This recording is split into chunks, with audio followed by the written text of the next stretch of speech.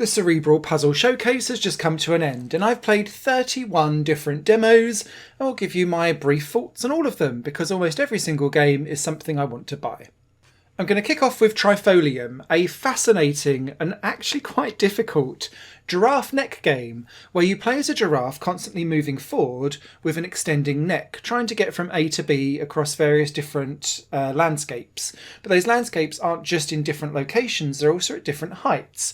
And this introduces you to the main mechanic about being able to create platforms underneath you so that your neck can then travel across gaps or go up hills by going back and forth and kind of layering your neck. Because if you go over the edge of the cliff, your neck has no muscle, and so your head just plops down onto the floor beneath you.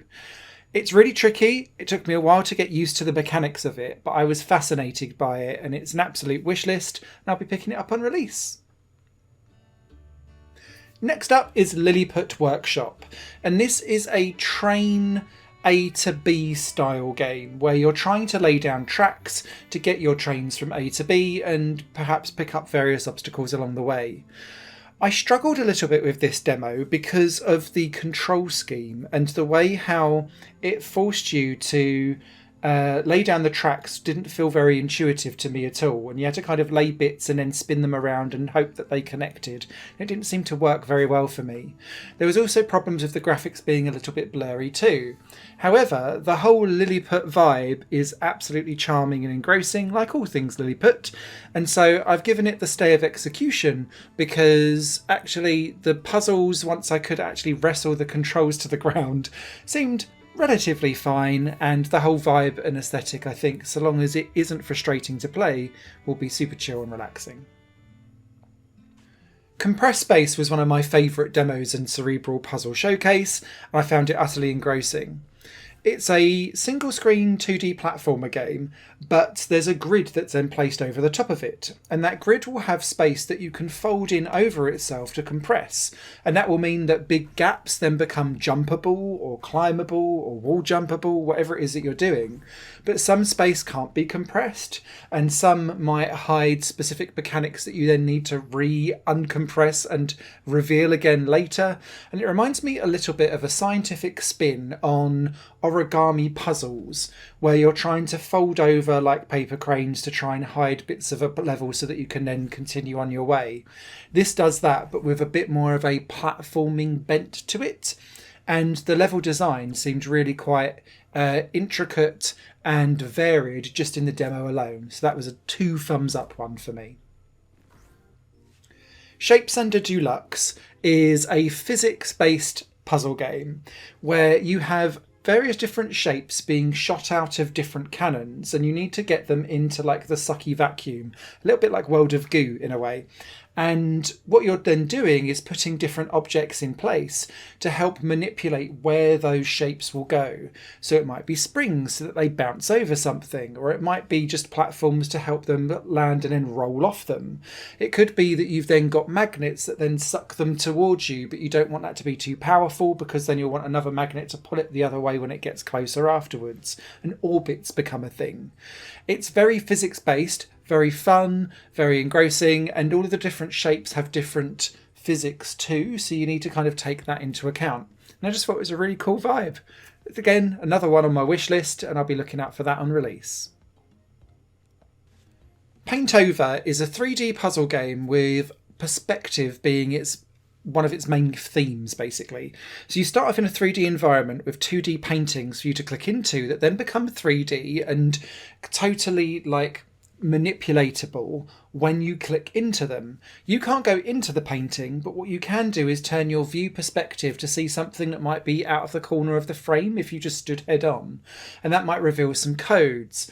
Or it might be that you turn on the lights and that creates flashing objects when you freeze the flash of the light going on that triggers lightning in the painting. Or when you get your paintbrush, you can then paint certain symbols, which then triggers certain mechanics in paintings as you go. And what you're trying to do is to let them like create various different codes for you to unlock padlocks to keep going through this kind of almost museum-like environment. And it just felt really unique and interesting.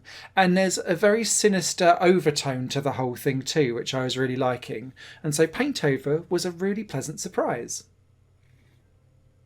Next up is Spectacle Worlds Unseen, and this has actually been released because the game has been cancelled, and whilst it was out as a demo for Cerebral Puzzle Showcase, this is now just free for everyone to add to their library.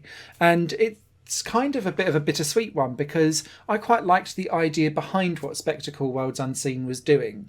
It's all around the concept of blinking.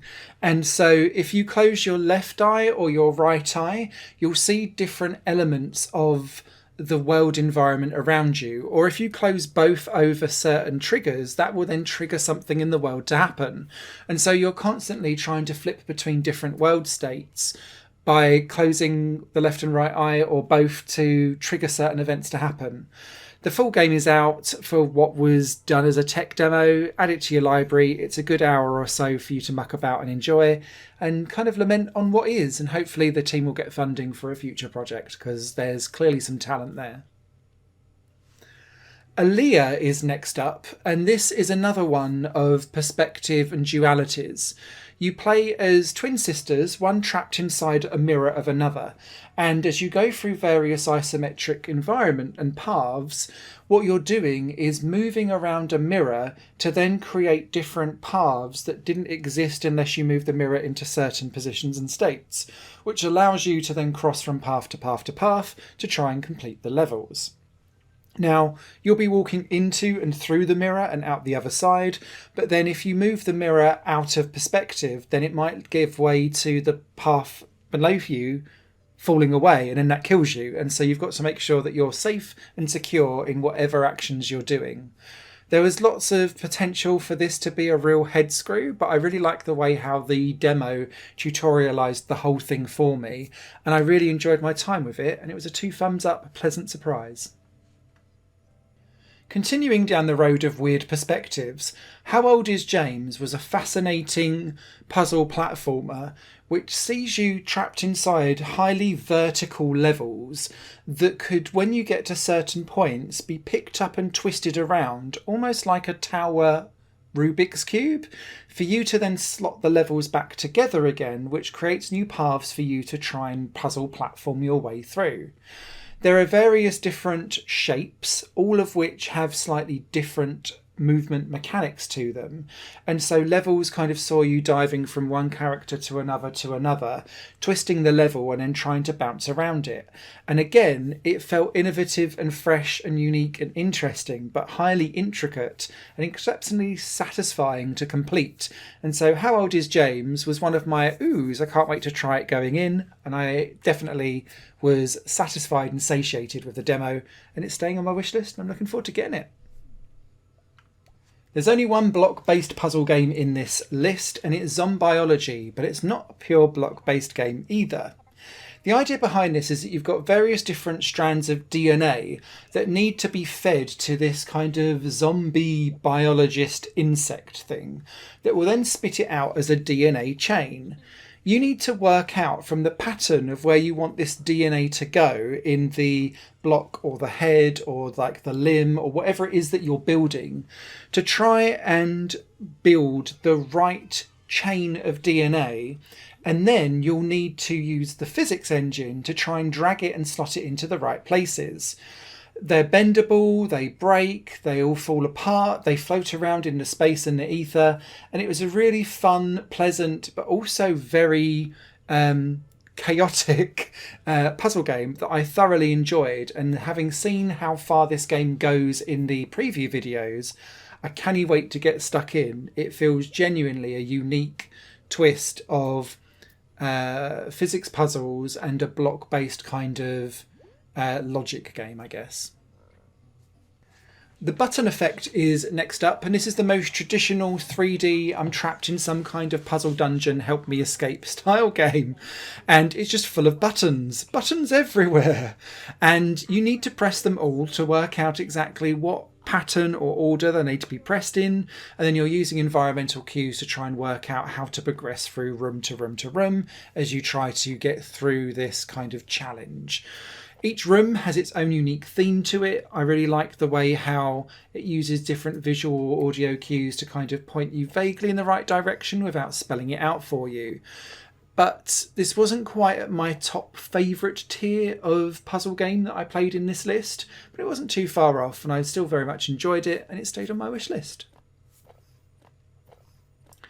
Schrodinger's Cat Burglar is next, and this is a good comedy puzzle game.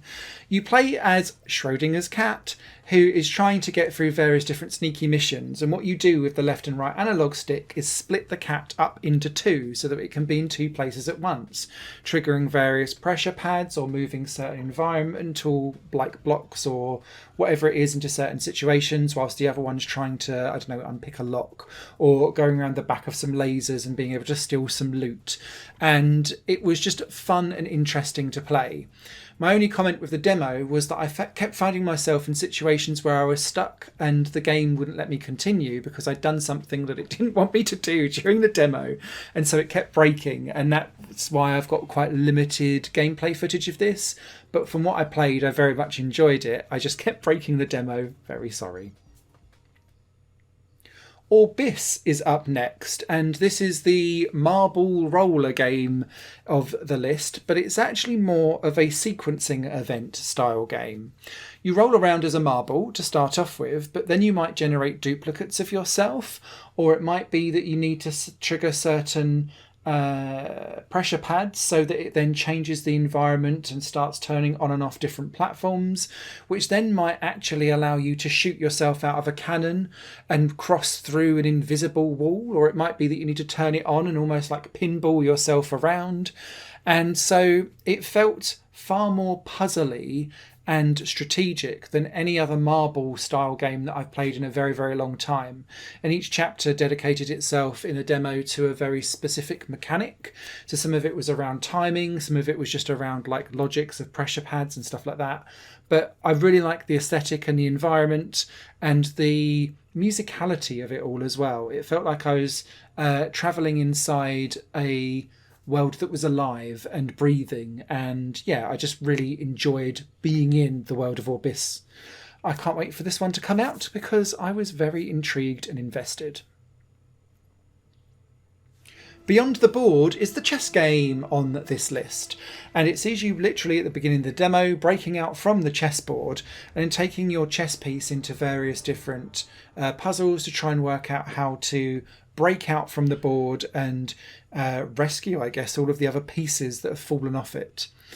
You start off with just the rook. It's given the impression that you will unlock other different chess pieces and be able to switch between them as you go, but quite often it was around trying to pin various other chess pieces into a place where they can't escape from the board or the area that you're in, and then smashing them into pieces, which would then unlock certain conditions or gates to allow you to progress. This game does have a little bit of a signalling problem though, because quite a few times in a demo I just got stuck and couldn't understand what I needed to do, and then I discovered my way out of it by accident, and then I kind of was a bit confused. Whilst I totally understood the puzzles, the actual traversal between them felt a little bit unclear. So if that was slightly more polished, I would again be very much up for a day one on this because I enjoyed it. Lucky Me stood out because I remember watching the debut trailer of this and I was like, oh, I quite fancy that. And now having played the demo, I still fancy it too. It's all about trying to be the last one standing by shooting and killing all of the other mirror copies of yourself within the grid. And they will follow your exact movements, or they might do like a mirror image version of it, or whatever it is that you're in the level doing. But you're trying to work out which order to pick people off by and making sure that they don't pick you off at the same time. Sometimes you've got limited moves, sometimes you don't. But it felt both a mixture of logic but also precision as well, because it's quite often, if you aren't paying attention, you might shoot and miss entirely and then be like, wah, wah. Whereas if you take your time and you are accurate in your shooting, that will definitely help you with Lucky Me. Panik is next up, and this was a strange game, and it took me a little bit to kind of go, okay, that's what we're doing.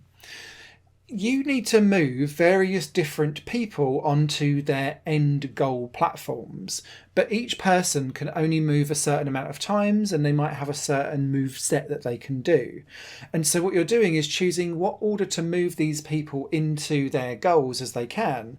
And the order is determined by the fact that you might have some people that are in panic mode and they can't move until someone stands next to them to calm them down.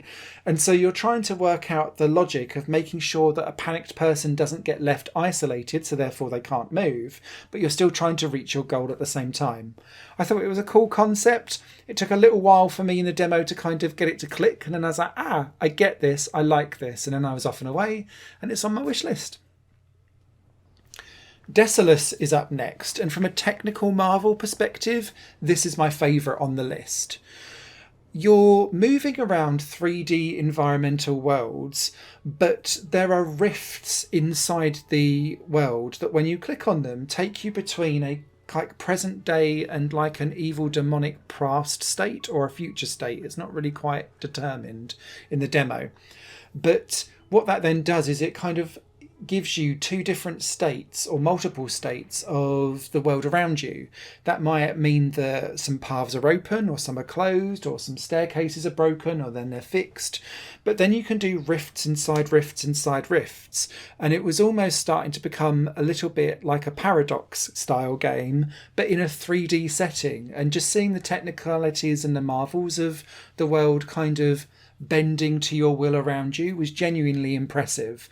Beautiful world, really atmospheric setting, and puzzles that was making my head spin literally from puzzle 3 onwards. And I was like, oh, this is going to hurt my head, but I'm loving every minute of it. Next up is Memories Reach, and this demo was an interesting one because it felt very tense and intense because you're trying to escape an exploding kind of space area capsule type thing. And what you're needing to do is to turn on various different escape routes by either warping to different areas or turning on and off various different switches. But there's radiation all around you, which is blocking your path.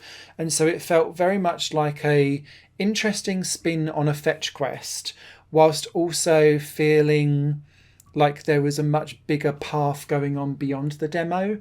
And so I was super intrigued. I did get slightly stuck in this demo quite early on, and kept falling into places where I couldn't get myself out of. So very similar to Schrodinger's cat burglar early on, where I was getting stuck. The same thing happened to me. And so I kind of parked the demo and left it, but I very much enjoyed my time whilst I was there. And the same can be said for Dimhaven Enigmas. This is a fascinating retro-styled, almost Myst-styled game where you paraglide onto an abandoned island in search of your uncle, trying to find different solutions of what you need to do. It's one of those environmental cue or clue style games where you need to pay really close attention. But I loved the humour. I loved the very sinister, broken down world that you're trying to get around. Reminded me a little bit of Fallout, to be honest, where everything's like extra perfect on the surface, but it's really creepy once it's all broken down. And it's got that traditional point and click style puzzle that reminds me of your Rivens and your Mists and so on like that. But perhaps a little bit more grounded in reality because of the different environments that you're traversing through. Good fun. Didn't get to spend as much time on it as I wanted to, but it's definitely on my wish list and I'll be picking that one up. The same would be said of the House of Tesla, and this again is a bit like an escape room crossed with a 3D point and click adventure style game. And what really stood out for the House of Tesla for me was how much interaction you needed to have with all of the different things that you picked up, twisting knobs and putting together various different like conductors to create electricity. But if you aren't paying attention or pressing and twisting and mucking about with all of the different bits of your inventory, you could very easily miss all of the things that you needed to do. And so I was ending up having to rely on some of the hints sometimes before realising, oh, actually there's some interactivity that I just didn't realise I could do, and then I could continue on with the game. And so I think as long as I go into this game with that mindset of click, twist, pull, tug, click on everything, I think you'll be okay with the House of Tesla. But it surprised me at the level of basic interaction that you have, as opposed to like clicking on something and just having things like connect together and become a new object, if that makes sense. You have to do it all manually with this game. Agent of Veil is another point and click adventure style detective game, I guess. And I really like the vibe of this, because as you move around a kind of big apartment complex, each room has multiple puzzles in. Some of those puzzles carry over between multiple rooms, and what you find in one area will then help you solve clues in another. And it's all things like ciphers or decoding things, or like wiring puzzles. You also get a magnifying glass which you can then kind of comb over all of the world and find hidden like clues and secrets everywhere. There was a lot of puzzling to be had in a really small contained space, and so Agent of Veil left me head scratching very early on, but I very much enjoyed it. And I quite liked the way how hints worked in this game too, because it certainly didn't give you all of the answers unless you like proper persist on it. Park It is next up, and you play this game from the perspective of the person in the car trying to park the car in the right location. And so what took me a while to get used to it is that you've got a certain amount of moves per level, but when you press left or right to turn and you go forward, you move forward and go to the left and right, and so you move 2 squares for the price of 1. And knowing how you can then like reverse turn or like go forward and round a corner, but then you might skid on some oil and that will take you another square forward. All of that plays into how you try to get round these different levels. And then there's like plates that will spin you around on the spot 90 degrees, and so you've got to try and like take those into advantage too. It got complicated quite quickly in the demo, and I appreciated that because it was starting to show lots of different mechanics. And whilst I think it would definitely be a head scratcher and not for everyone, this is one of those kind of cute grid-based how do I get round it style puzzles that I think a lot of people might enjoy. Possibly one of my favourite surprises, though, is Hamstermind, and you play as Hamster Jones, who is busy trying to get around various different pyramids. And what you do with this, and it reminds me of the board game The Amazing Labyrinth to a point, is you have top-down puzzles that allow you to pick up quadrants of the level and spin them around and rotate them, so that it then creates new paths for you to then wander around and maybe push some blocks through, so that you can then trigger traps or unlock certain doors, which then allow you to collect the treasure that's inside. And because you're moving and rotating around the levels as you go, and then kind of platform mazing your way around it, it was layers upon layers of puzzle that you had to think about. There was then optional scarab puzzles, which were like rotating boxes that you had to try and get all of the scarabs into the right places. And that seemed to change and get more and more complicated throughout the demo too. And I just love the aesthetic and the vibe of the whole thing, because Indiana Jones is a hamster. What could you not love about it? This was a genuine gem in this list for me, and one of my favourites. Snow Cone was quite cool as well. And the idea behind this is that you're trying to roll up snow, literally to become ice creams for delivery. But you have to roll them up in specific orders and then smash them into a wall to then get them to end up in your snow cone. I could only do the first like 7 or 8 levels of this, and then I got stuck on a level in the demo, which probably says more for my brain than anything else, where I couldn't quite work out the pure simplicity of trying to get through this level. So apologies for the very early demo gameplay, but I really love the vibe and the aesthetic behind it. It just flummoxed my brain. But super cute, loved it, really cool, gonna be getting it. The next game on the list, Unbox, is going to get a lot of criticism, I think, by being, looking and feeling and playing very close to a game called Patrick's Parabox, which is an ultimate head screw of a game. And the idea behind this is that you're trying to get from A to B, but in your way is lots of different mini levels that you need to traverse by sinking into. And so you might go down 3 or 4 mini boxes of layers and then come out the other side and then be able to reach the exit. But you might then push one level inside the box of another, or a box that you need to push will go inside the level and then you'll go with it, and you can kind of push it up and down the layers. Inbox Unbox does have a couple of slightly different rules around how it does this same mechanic, but it does feel very, very similar. And so I think if you like one, you'll like the other. But I do think some people might go, this feels a little bit too close for home. I certainly did, but it didn't stop me enjoying Inbox Unbox, and my head still hurts from playing the demo. Next up is Forklift Flowerpot, and I have to say this is probably the only game I struggled with on this list. I found it really difficult to understand why it was in the Cerebral Puzzle Showcase, because it is more a mashup of an Overcooked style game where you play as a flowerpot forklift truck trying to place boxes in different areas, and it's all against a time limit, so you're trying to like rush around as best as possible. But it does have this puzzle element to it where you can change seasons depending on the different environmental cues that you come across. So you can move between like the wetlands, which will then make things grow. And then there's a windy season that will blow you across the map. There's a summer season where things are dry. And so it will change the seasons to then open up and close different areas for you to explore on the overarching map. But the actual kind of moment-to-moment big gameplay was more Overcookedian for me, because it was all about just trying to like speed platform your way around.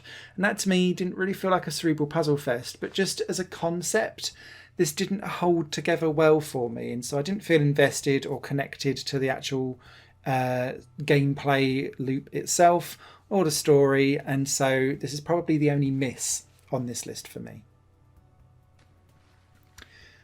A total hit is Olaf the Boozer, though, and I remember finding out about this when I was a judge for Indie Cup Ukraine in 2024.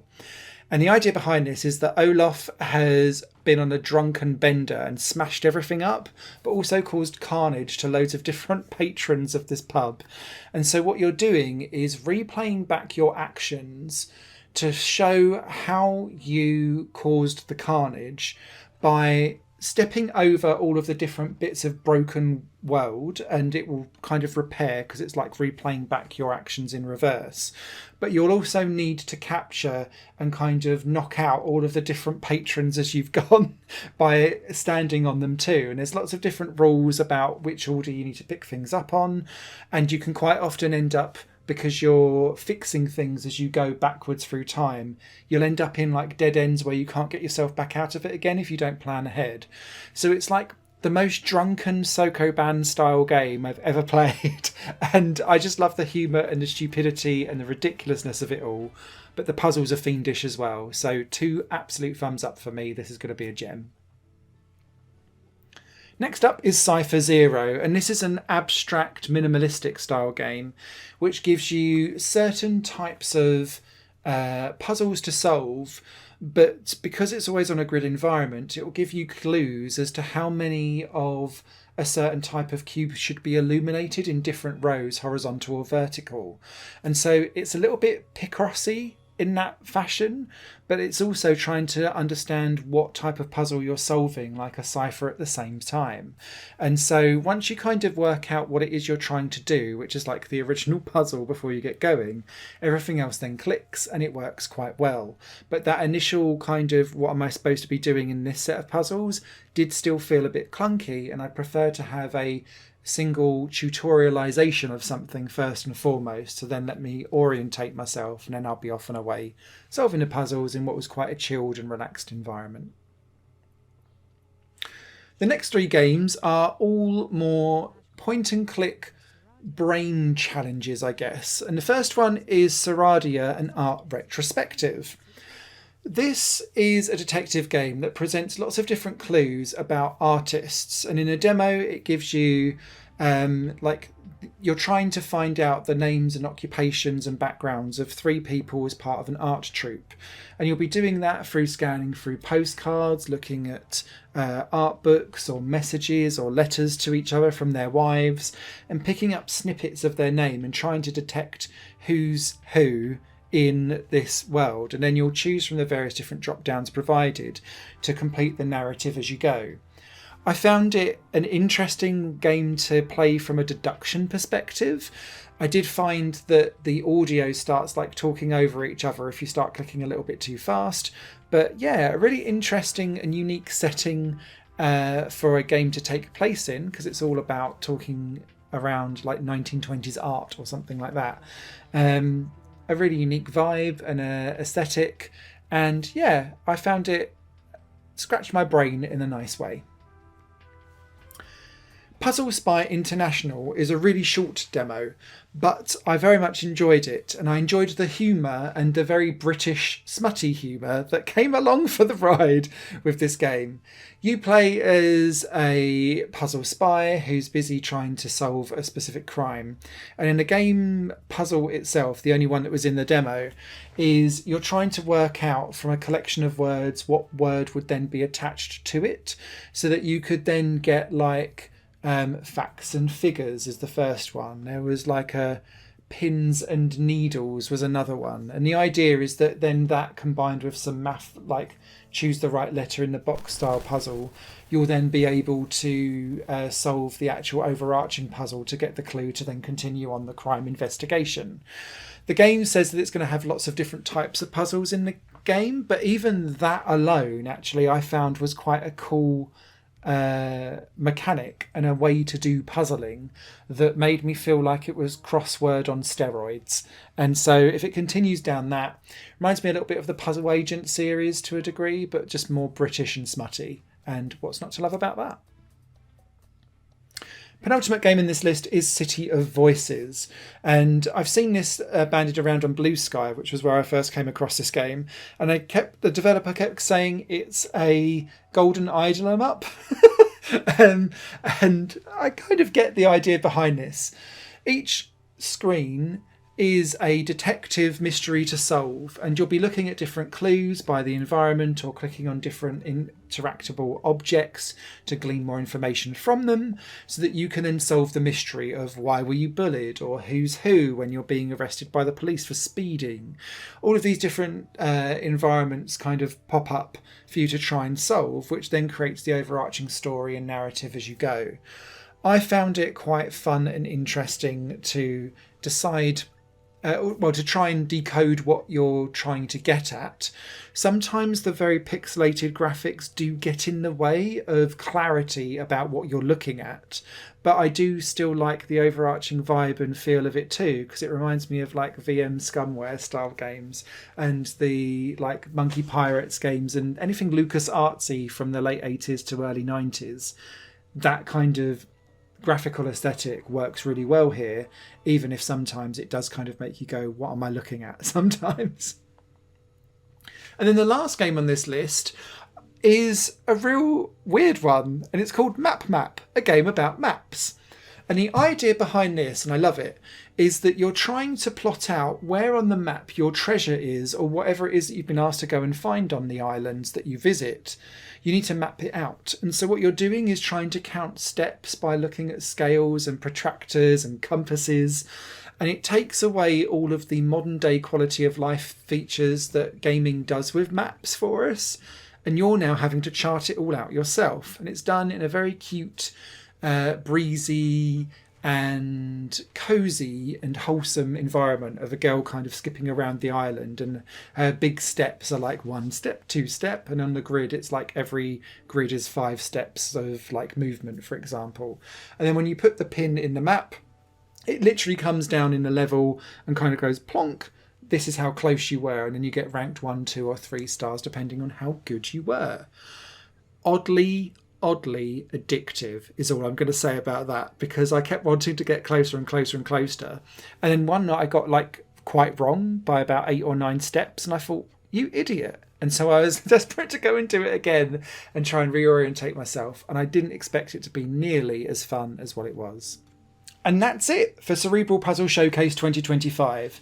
30 out of 31 demos being something that I genuinely wanted to play, I think is an absolutely great batting odds. And so let me know down in the comments if there was any particular games that you quite like the look of.